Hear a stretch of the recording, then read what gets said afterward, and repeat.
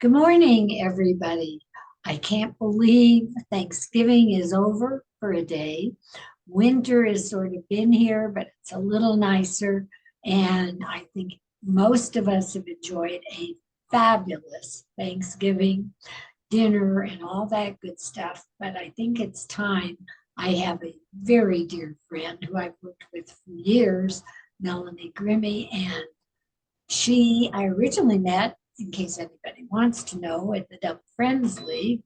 And now we're working together at the FoodBank of the Rockies, which every time I go in there and see it, well, Mel, you can start with me.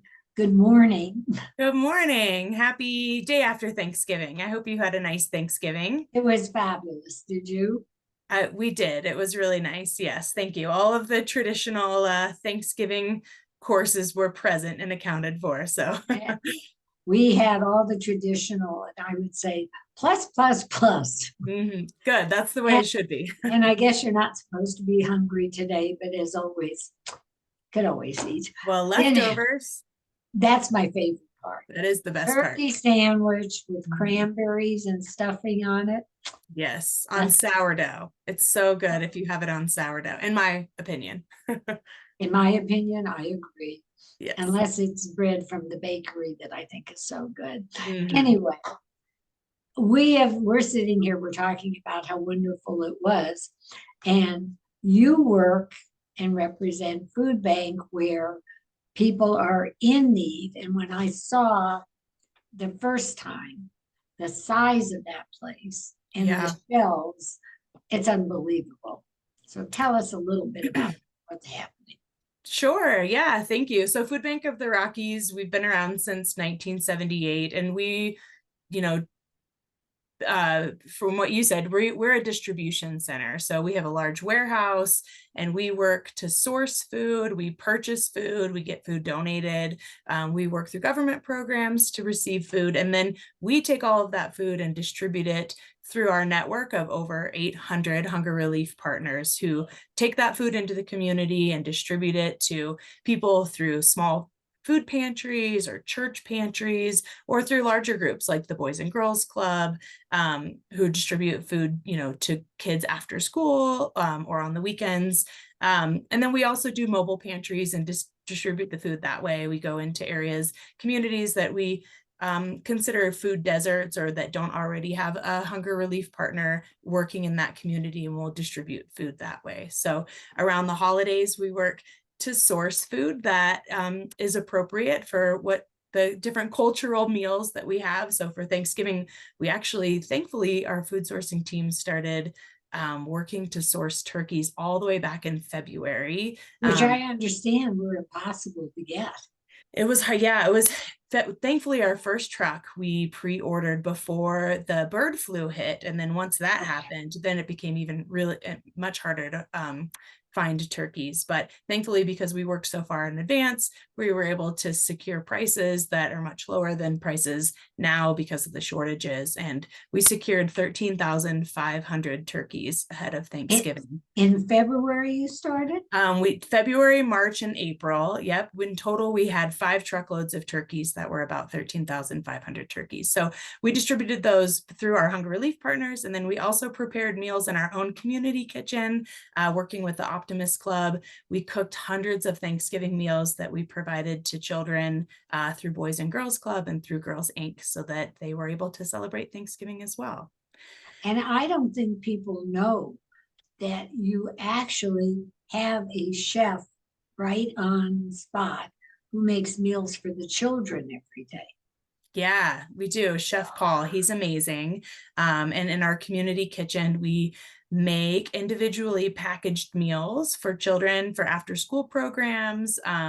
And every single day we're churning them out. We also are able to provide them now through our mobile pantries, which is really wonderful. But Chef Paul comes up with these fantastic recipes that he knows that kids will eat and enjoy. And he's so devoted to ensuring that the food that we provide is food that kids want to eat, that he'll actually go to these locations and watch to make sure that the children are enjoying the food that we're providing, and getting to fill their bellies. So it is pretty fantastic. And it's not just junk. Oh, no, he puts together, I mean, we make sure that we always have fruits and vegetables and proteins, that it's a well-balanced meal. I've volunteered in there before, and we've made taco salad. In fact, one morning we made 1,800 taco salads in one morning to be distributed. It was a lot of taco salad, but it was delicious and colorful, and those kids Well, ate kids would love it. Yeah, absolutely. Kids love taco salad. What's not to like? Adults like taco salad. Yeah, that's true. Absolutely. Okay, well, now Thanksgiving is over. So what does the Food Bank of the Rockies do now through the holidays? And after that, you'll have to tell me how people can help and such.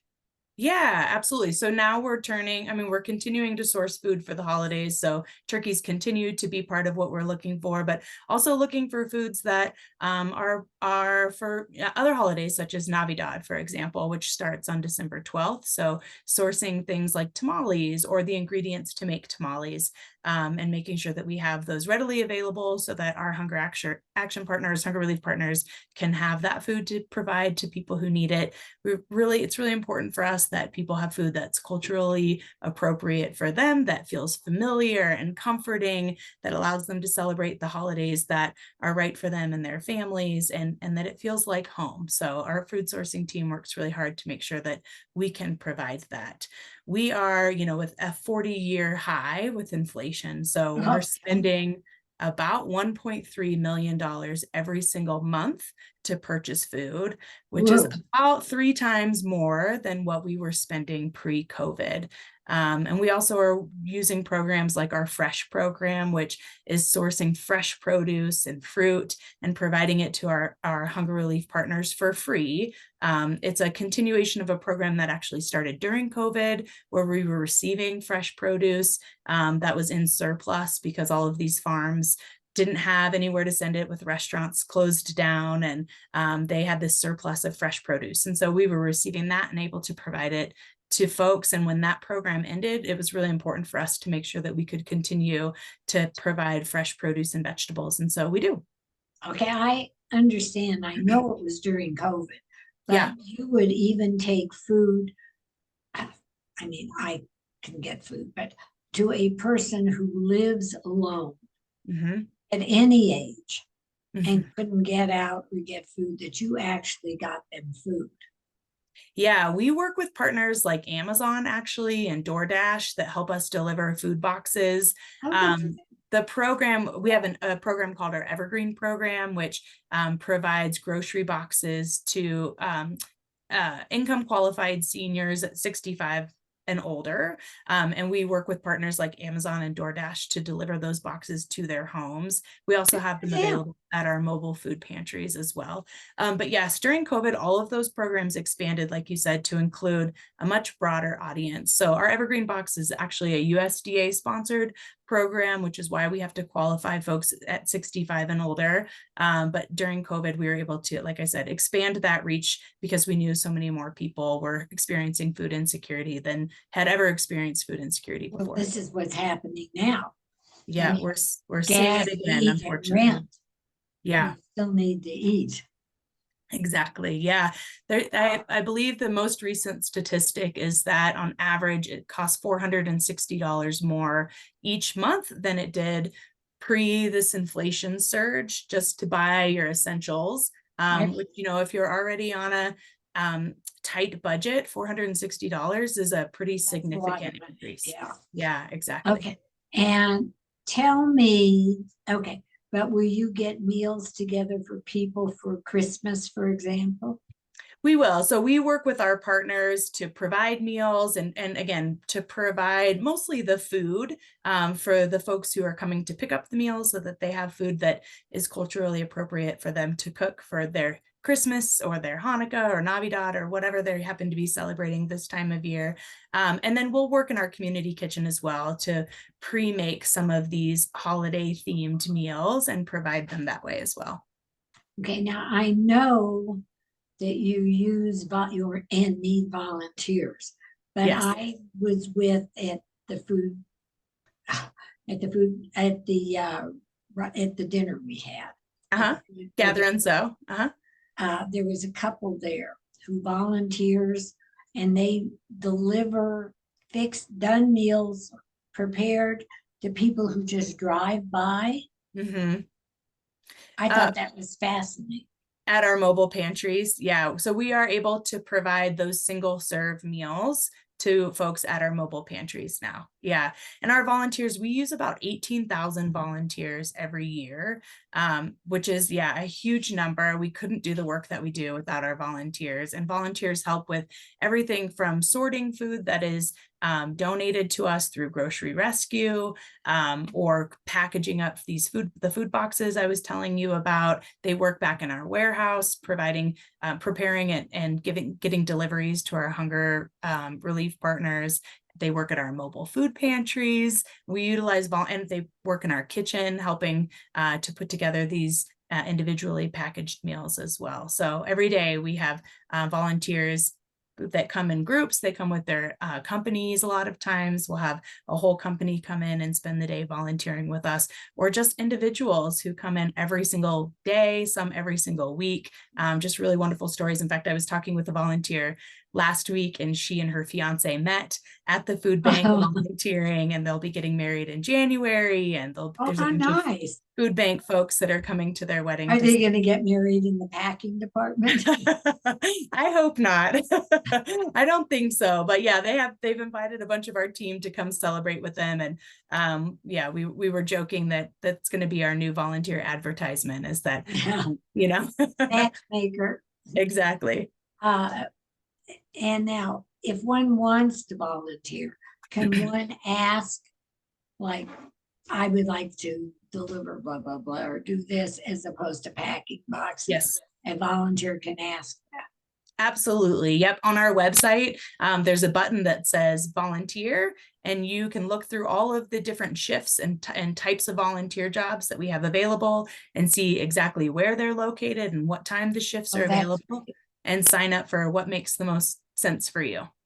Okay. And you do help provide for the children who are going to be out of school for a couple of weeks. We do. Our Totes for Hope program, we put together bags of food that children take home on the weekends. And we include a recipe that tells their family what kind of delicious meals they can make with the food that's inside. And we distribute about 5,000 of those, I believe, every month. Well, that's important, because in some cases you get a bag of ingredients that you don't know what to do with. So what's the point? Exactly. Yep, that's exactly right. And the recipes are in both Spanish and English, and it's enough to feed the family for the weekend. Wow. Yeah. Okay. What haven't we told about the food bank? And I know, because I've been there, and it's become very special to me, only because I think you do the most amazing job.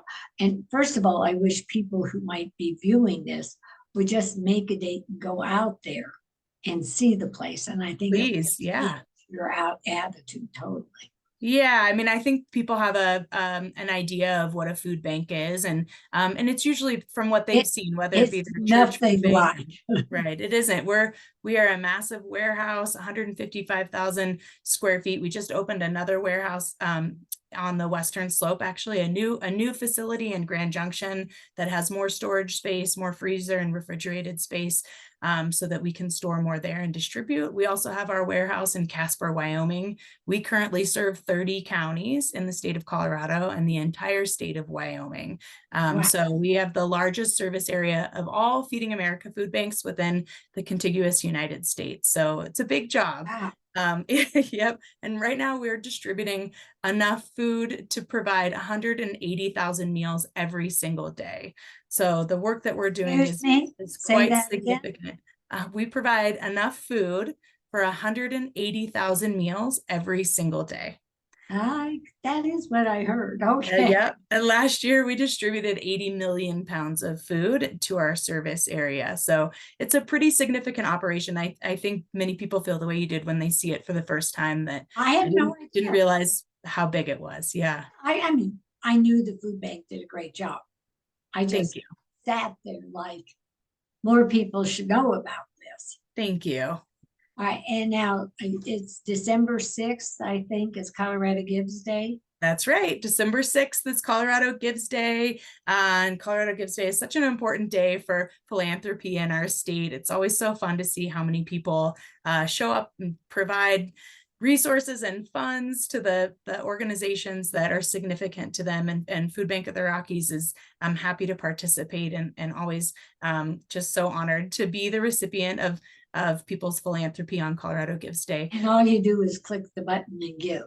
That's right. And in fact, you can actually do it right now. So Yeah, Community First Foundation has their website is up and running, and you can give early and make a gift today to support FoodBank of the Rockies and any other charity that is close to your heart. And we'll be ready. Aren't there some people, excuse me, that match funds or do not?